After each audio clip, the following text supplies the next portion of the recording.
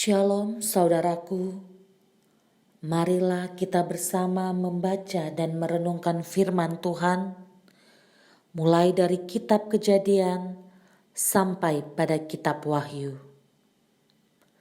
Kejadian 19 ayat 1 hingga ayatnya yang ke-29.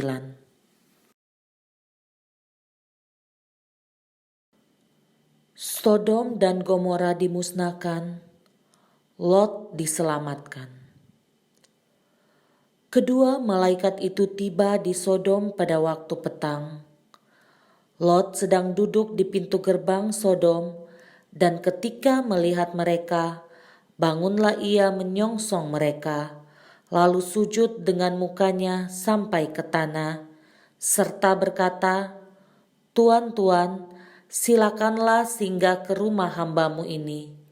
Bermalamlah di sini dan basuhlah kakimu. Maka besok pagi tuan-tuan boleh melanjutkan perjalanannya." Jawab mereka, "Tidak, kami akan bermalam di tanah lapang." Tetapi karena ia sangat mendesak mereka, singgahlah mereka dan masuk ke dalam rumahnya. Kemudian ia menyediakan hidangan bagi mereka. Ia membakar roti yang tidak beragi, lalu mereka makan. Tetapi sebelum mereka tidur, orang-orang lelaki dari kota Sodom itu, dari yang muda sampai yang tua, bahkan seluruh kota, tidak ada yang terkecuali, datang mengepung rumah itu. Mereka berseru kepada Lot, "Di manakah orang-orang yang datang kepadamu malam ini? Bawalah mereka keluar kepada kami, supaya kami pakai mereka." Lalu keluarlah Lot menemui mereka ke depan pintu, tetapi pintu ditutupnya di belakangnya. Dan ia berkata, "Saudara-saudaraku, janganlah kiranya berbuat jahat. Kamu tahu, aku mempunyai 2 orang anak perempuan yang belum pernah dijamah laki-laki. Baiklah, mereka kubawa keluar kepadamu. Perbuatlah kepada mereka seperti yang kamu pandang baik. Hanya jangan kau apa-apakan orang-orang ini, sebab mereka memang datang untuk berlindung di dalam rumahku." Tetapi mereka berkata, "Enyalah." Lagi kata mereka, "Orang ini datang ke sini sebagai orang asing, dan dia mau menjadi hakim atas kita. Sekarang kami akan menganiaya engkau lebih daripada kedua orang itu." Lalu mereka mendesak orang itu, yaitu Lot, dengan keras, dan mereka mendekat untuk mendobrak pintu. Tetapi kedua orang itu mengulurkan tangannya, menarik Lot masuk ke dalam rumah, lalu menutup pintu. Dan mereka membutakan mata orang-orang yang di depan pintu rumah itu, dari yang kecil sampai yang besar, sehingga percumalah orang-orang itu mencari-cari pintu. Lalu kedua orang itu berkata kepada Lot, "Siapakah kaummu yang ada di sini lagi? Menantu atau anakmu laki-laki, anakmu perempuan, atau siapa saja kaummu di kota ini, bawalah mereka keluar dari tempat ini. Sebab kami akan memusnahkan tempat ini, karena banyak keluh kesah orang tentang kota ini di hadapan Tuhan. Sebab itulah Tuhan mengutus kami untuk memusnahkannya." Keluarlah Lot, lalu berbicara dengan kedua bakal menantunya yang akan kawin dengan kedua anaknya perempuan. Katanya, "Bangunlah, keluarlah dari tempat ini, sebab Tuhan akan memusnahkan kota ini." Tetapi ia dipandang oleh kedua bakal menantunya itu sebagai orang yang berolok-olok saja. Ketika fajar telah menyingsing, kedua malaikat itu mendesak Lot supaya bersegera. Katanya, "Bangunlah, bawalah istrimu dan kedua anakmu yang ada di sini, supaya engkau jangan mati lenyap karena kedurjanaan kota ini. Ketika ia berlambat-lambat, maka tangannya, tangan istri dan tangan kedua anaknya dipegang oleh kedua orang itu, sebab Tuhan hendak mengasihani dia. Lalu kedua orang itu menuntunnya keluar kota dan melepaskannya di sana. Sesudah kedua orang itu menuntun mereka sampai keluar, berkatalah seorang, "Larilah, selamatkanlah nyawamu, janganlah menoleh ke belakang, dan janganlah berhenti dimanapun juga di lembah Yordan, larilah ke pegunungan, supaya engkau jangan mati lenyap." Kata Lot kepada mereka, "Janganlah kiranya demikian, tuanku. Sungguhlah hambamu ini telah dikaruniai belas kasihan di hadapanmu, dan tuanku telah berbuat kemurahan besar kepadaku dengan memelihara hidupku. Tetapi jika aku harus lari ke pegunungan, pastilah aku akan tersusul oleh bencana itu, sehingga matilah aku. Sungguhlah kota yang di sana itu cukup dekat, kiranya untuk lari ke sana. Kota itu kecil, izinkanlah kiranya aku lari ke sana. Bukankah kota itu kecil? Jika demikian, nyawaku akan terpelihara." Sahut malaikat itu kepadanya, "Baiklah, dalam hal ini pun permintaanmu akan kuterima dengan baik, yakni kota yang telah kau sebut itu tidak akan kutunggang balikan. Cepatlah, larilah ke sana, sebab aku tidak dapat berbuat apa-apa sebelum engkau sampai ke sana." Itulah sebabnya nama kota itu disebut Zoar. Matahari telah terbit menyinari bumi ketika Lot tiba di Zoar.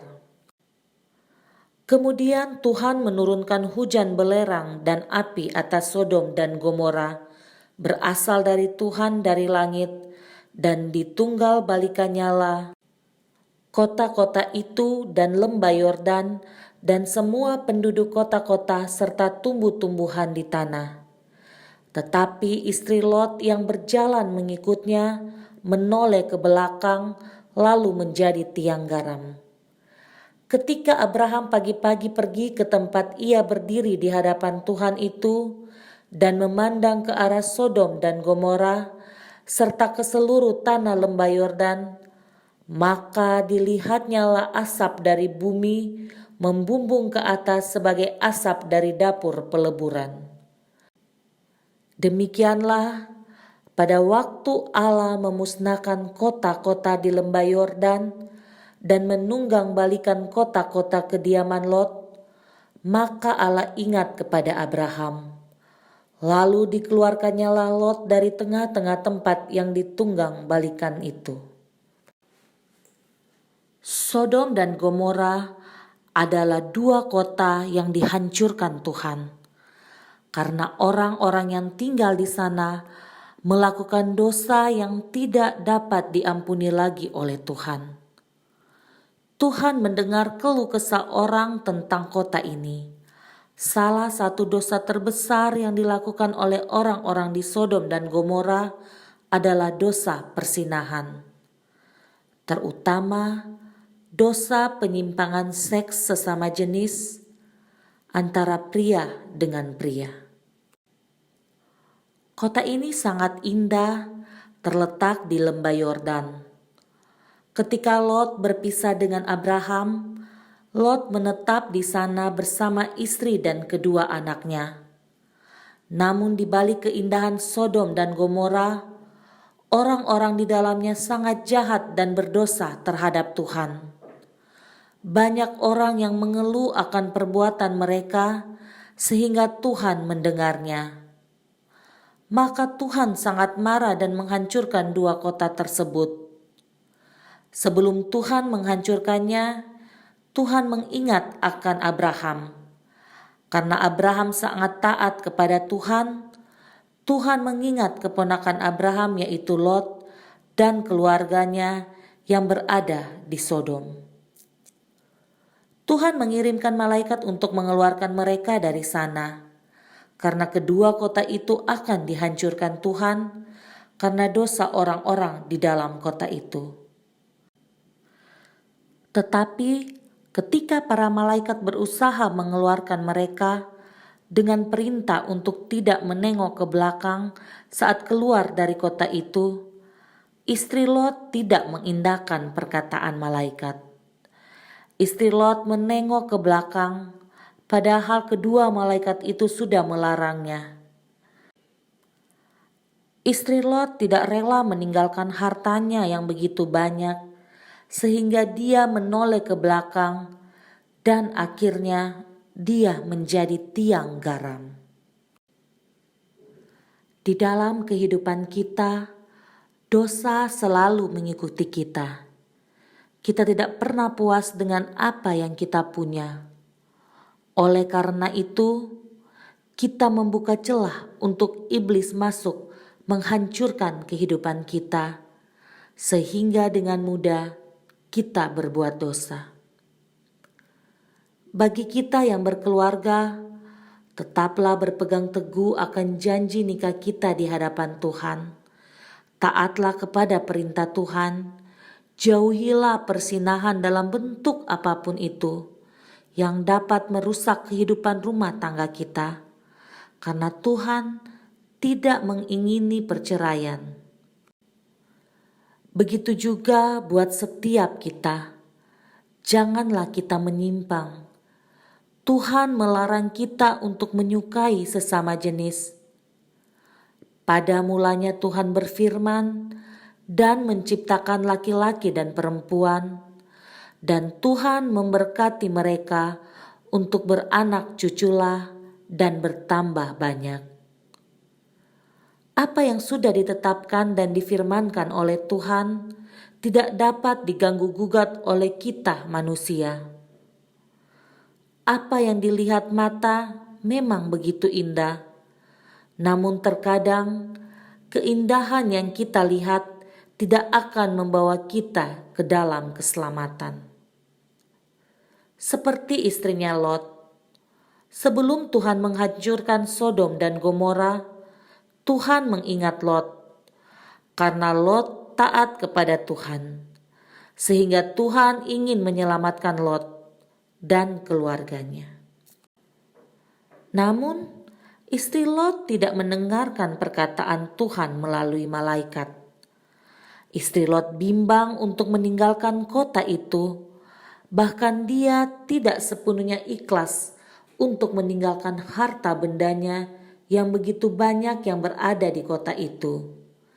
Sehingga akhirnya dia menoleh ke belakang, melihat kota itu, dan akhirnya dia menjadi tiang garam. Dari sini kita belajar untuk tidak menoleh lagi ke belakang akan segala masa lalu yang kita hadapi. Janganlah kita membanding masa lalu dengan masa sekarang.